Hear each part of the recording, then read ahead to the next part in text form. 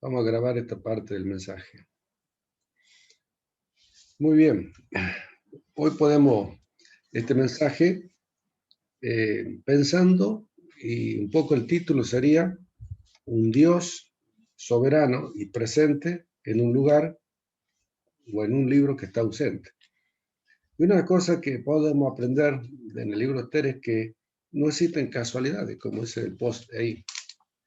No existen casualidades que muchas veces se nos da en la vida. Nosotros generalmente tendemos a decir, esto es una casualidad, pero en realidad hay cosas que nos pasan que vamos a aprender en este mensaje de hoy, que son propósitos de Dios, ¿no? Entonces, en Dios no existen casualidades, existen propósitos. Esther 4:14, casualmente uno de los textos en el cual Esther es confrontada, y es confrontada en su momento. Acuérdense, habíamos visto 3 momentos de la vida de Esther: una fe al comienzo apática, una fe que luego fue confrontada, pero una fe que luego se arriesgó. Y una palabra que tal vez le fue muy, tal vez pujante, pero también que fue como clavarle un puñado en el corazón de Esther, es cuando su tío le dijo: ¿quién sabe si para esta hora ha llegado al reino? Y tal vez esta frase nos lleve a pensar, ¿no? ¿Quién sabe si para o por esta situación estás viviendo en este pueblo, no en otro pueblo? ¿Estás en este lugar, no en otro lugar? ¿Estás con esta familia, no ha sido otra familia? ¿Quién sabe? ¿Quién sabe? Dios tiene un propósito. Eso es lo importante que entendamos. Dios tiene propósito. Y este texto es un texto que le clavó hondo en el corazón a Esther, que la llevó a jugarse. Y le dice ahí en ese texto: porque si callas absolutamente en el tiempo, respiro y liberación vendrá de alguna otra parte. Eso muestra de la fe que tenía su tío, su primo Mardoqueo, que a pesar de las situaciones que estaba viviendo, en algún momento Dios tiene la salida. Entonces, 3 cosas interesantes de cómo vamos a ver a Dios actuando. Les recuerdo, el libro de Esther es un libro que no menciona a Dios, pero hoy vamos a ver en 5 textos bíblicos cómo Dios sí está, a pesar que está en todo el libro, ¿no? ¿Cómo vemos a Dios actuando? Vemos a Dios actuando a través de sus planes. Y eso nos va a mostrar que justamente en un momento, en una situación, que lo voy a tratar en otro estudio, en el cual el pueblo de Israel estuvo en desobediencia porque tenían la oportunidad de haber vuelto a la tierra prometida varios años antes, pero no volvieron. Pero los planes de Dios, por más que no se cumplan en ese momento, nunca pueden ser estorbados, ya sea por cualquier situación o por cualquier acontecimiento. Y generalmente uno de los grandes acontecimientos son los acontecimientos que están a la vuelta del mundo. Esta pandemia que nos tiene a todos de alguna manera bastante, digamos, limitados, pero en el plan de Dios, a Dios no le incomoda, a nosotros no incomoda, pero el plan de Dios es que algún propósito seguramente tiene, ya sea con la humanidad, pero también ya sea con el cumplimiento futuro de lo que van a ser sus profecías. Los propósitos de Dios, y eso muestra que no pueden ser frustrados, aunque el hombre fracase. ¿eh? Dios tiene un propósito para rozar la frontera. Pero yo he fracasado con mi vida cristiana. Bueno, sí se va a cumplir. ¿eh?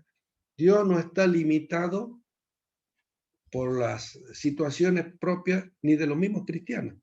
Entonces los propósitos de Dios se cumplen. Y vamos a ver algunas cosas de este estudio de hoy. Pero también con el pueblo de Dios, que su pueblo no está olvidado, ni está excluido, ya sea de obstáculos ni dificultades. Incluso más, estamos afectados por el mismo peligro que a cualquier otra persona, que las mismas personas, digamos, aunque no sean cristianas. Entonces, vamos a también ver de que a pesar de los obstáculos y lo que ocurra, Dios siempre tiene un plan para liberar cuando Él quiere liberar. Ahora, Hay 5 textos en el cual el nombre de Dios está presente. Y realmente esto es algo que maravilla, ¿saben por qué? Porque no está, digamos, bien especificado. No dice la palabra Dios ni dice la palabra Jehová, pero está oculto en los textos. Así que voy a tratar de que entendamos esto. El nombre de Dios está en 5 versículos, pero está en forma acróstica. Yo voy a mostrar los acrósticos. ¿Qué es algo acróstico?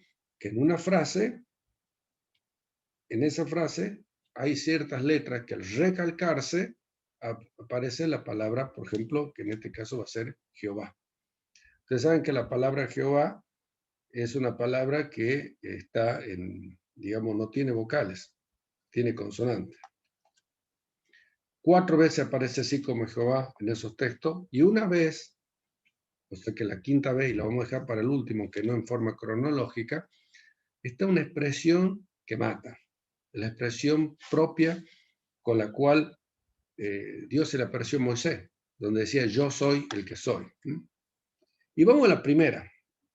La primera tiene que ver en el primer capítulo. Si ustedes se acuerdan, en ese primer capítulo, el rey había hecho un gran banquete, 6 meses de banquete. Su reina Basti había hecho otro banquete por otro lado, y bueno, había otros días, 7 días más de banquete. Pero ¿qué ocurrió? Cuando la llamaron a Basti para ir, Basti no fue. Entonces tocó en el orgullo de los hombres. Y los comentaristas han hablado muy mal de alguien que va a ser un consejero del rey, entre los 7 consejeros que tenía, que se llamaba Memucam. Y Memucam, algunos dicen que, bueno, tal vez tenía algún problema con su mujer, dice, ¿no? Acá no lo dice el texto, ¿no? Pero en ese momento, él lo que le aconseja al rey es que se busque a otra reina. Y le dice el versículo 19, que haga un decreto real y se escriba entre todas las leyes de Persia y de Media, y esa expresión guárdasela, para que no sea quebrantado. Que Basti no va a estar más delante del rey Asuero, y el rey haga reina otra, incluso más, mejor que la reina Basti. Y acá sí, me gustaría que presten atención, dice el versículo 20, y el decreto que dicta el rey será oído en todo su reino, que es grande. Y a partir de este momento, esta expresión, márquela ahí si están tomando nota, y todas las mujeres darán honra a su marido, del mayor hasta el menor.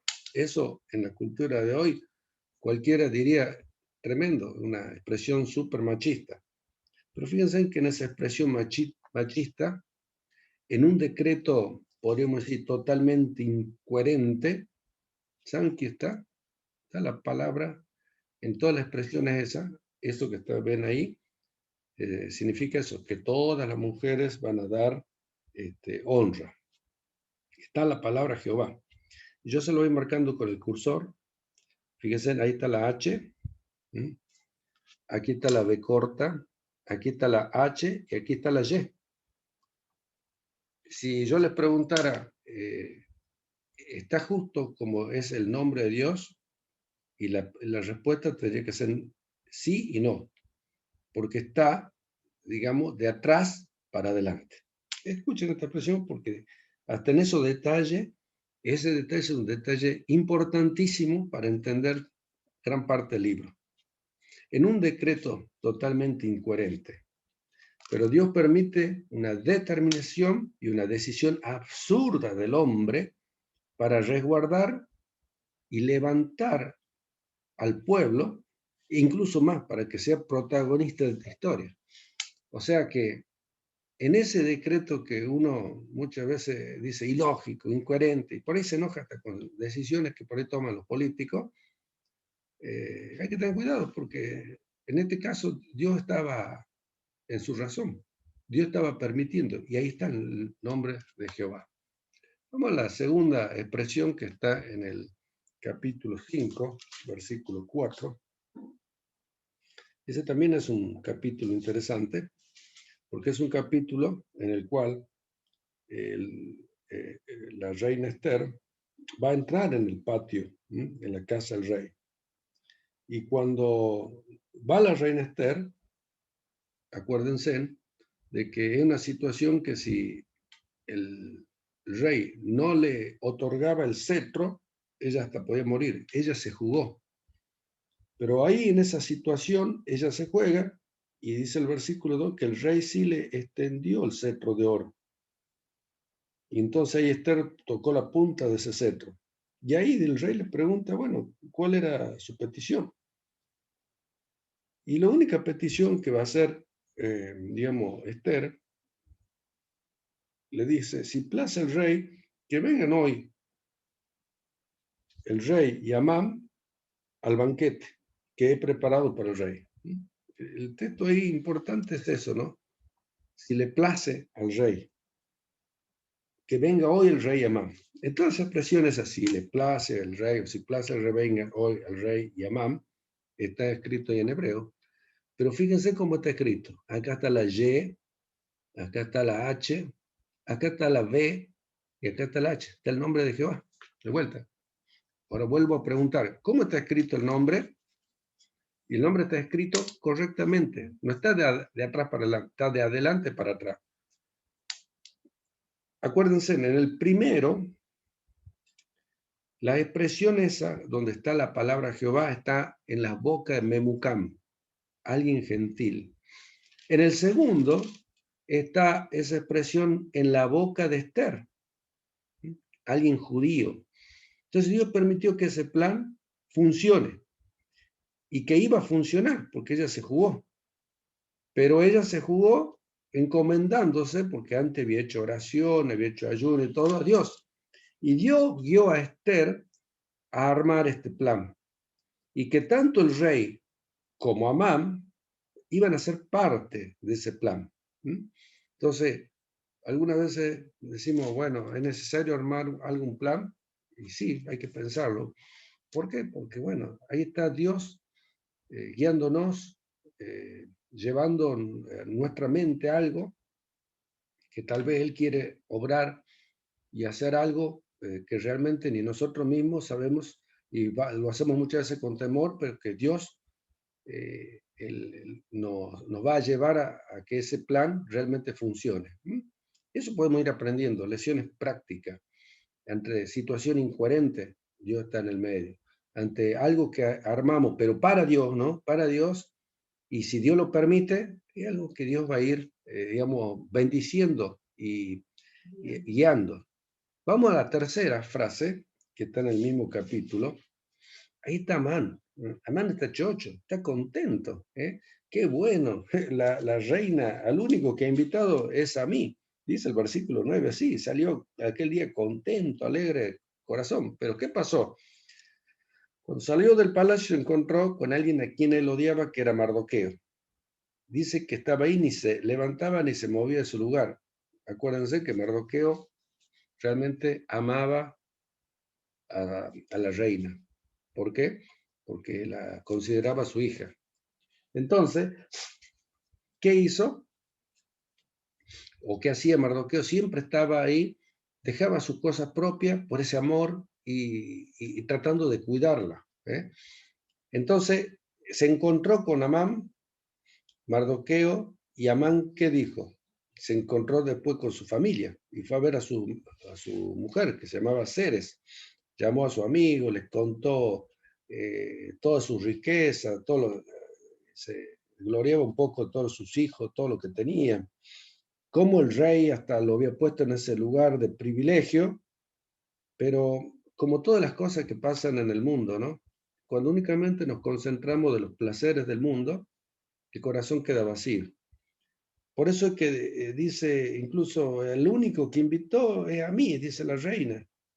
Y, y cuando estaba diciendo esto, le vino algo al corazón. Y en el versículo 13, presten atención, dice, pero todo esto de nada me sirve. Y yo lo remarqué ahí, porque ahí está la expresión esa de Jehová.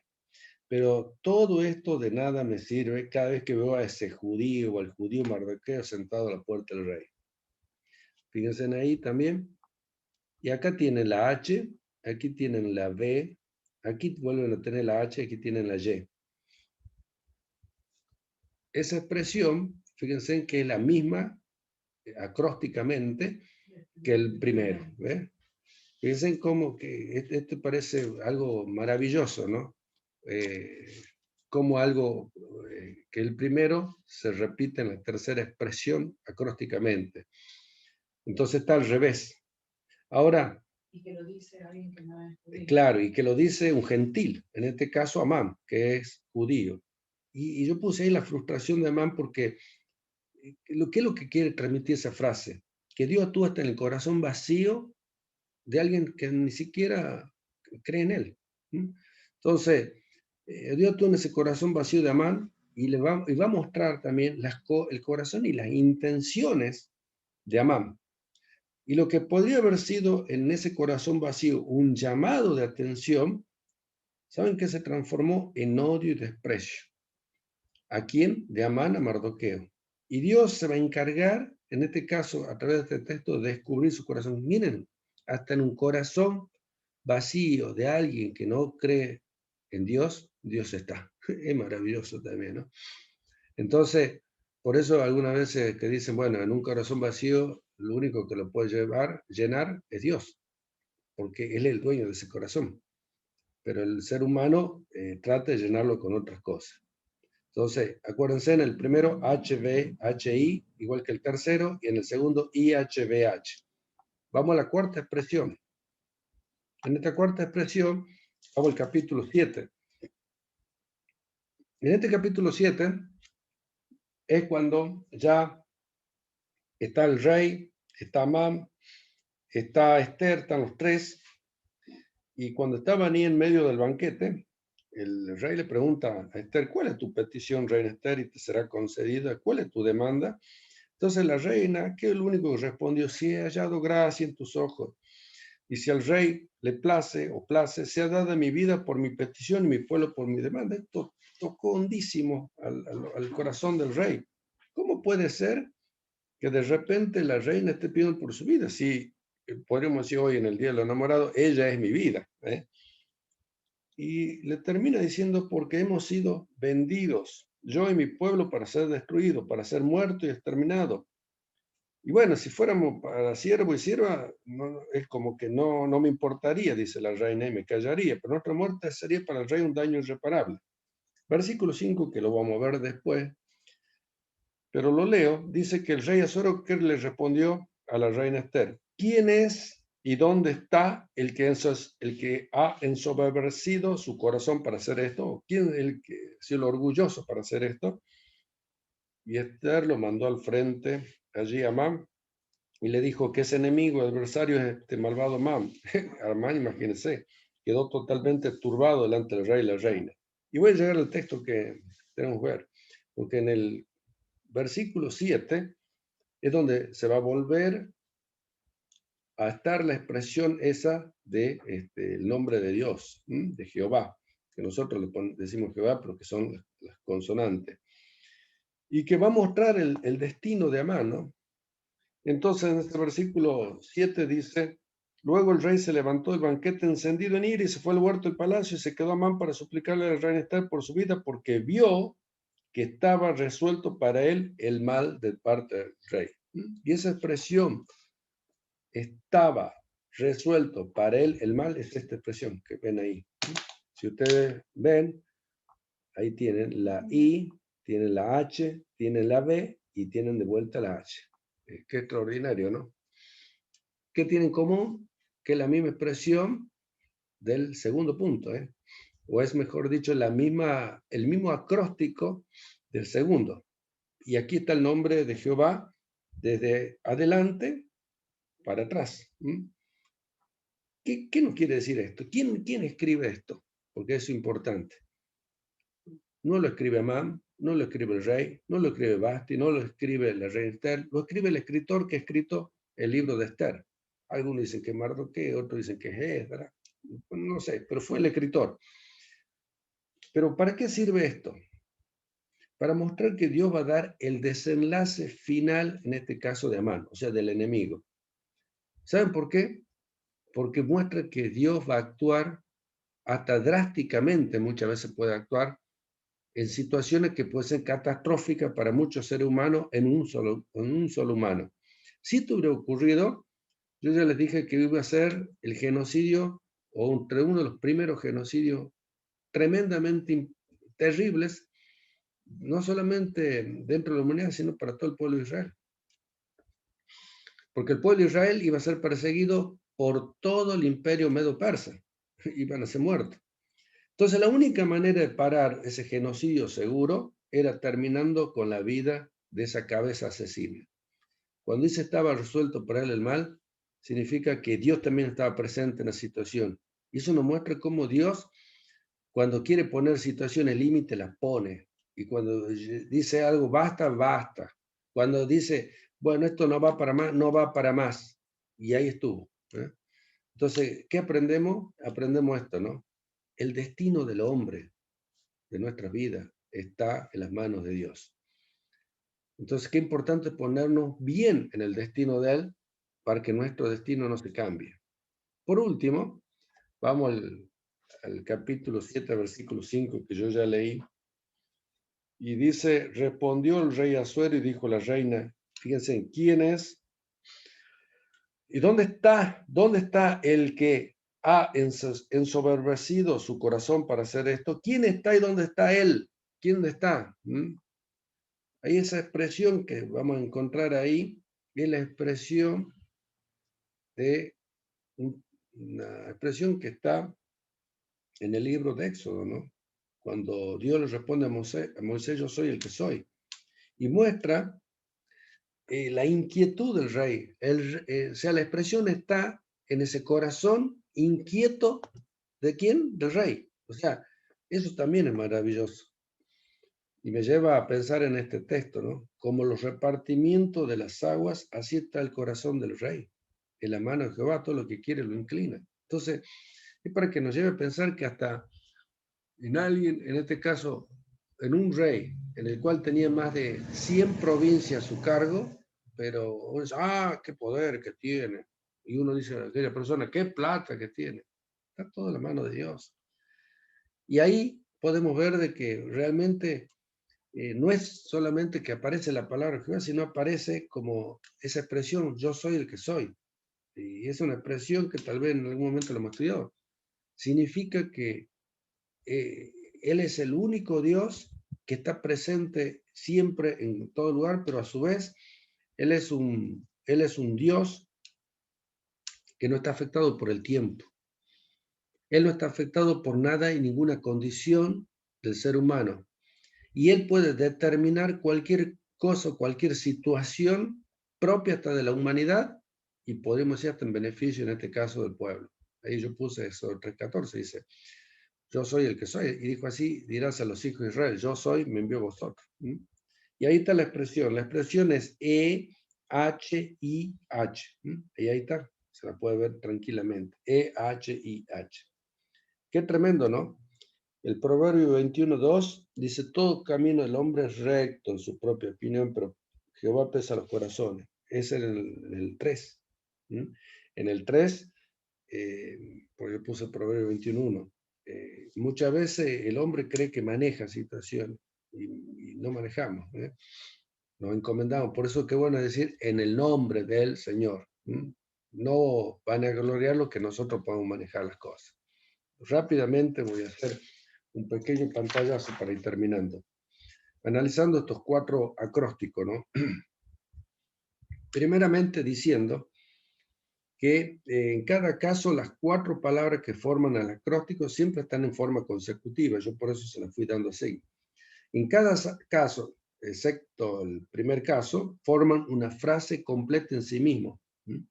En ninguna otra parte hay un acróstico así en todo este libro. Y tal vez en la Biblia hay un acróstico en el Salmo 96. En la construcción del acróstico no existen 2 que sean iguales, sino que han sido organizados de una manera bastante diferente, como ustedes mismos han visto, de expresiones que son diferentes. Entonces solamente Dios puede hacer estas cosas. En un libro que no habla de Dios. Los primeros acrósticos son un par, que yo les mostré, formando iniciales de las 4 palabras. Y los últimos dos son un par, teniendo el nombre formado por letras finales. El primer y tercer acróstico, ya lo hemos visto, de que se deletrea hacia atrás. Y el segundo y el cuarto son un par en que se deletrea hacia adelante. Por ahí me fui, le voy poniendo. Entonces, ¿cómo queda? El primero hacia atrás, el segundo hacia adelante, el tercero hacia atrás y el cuarto hacia adelante. Y esto tiene una implicancia, que ya lo vamos a ver. ¿Saben por qué?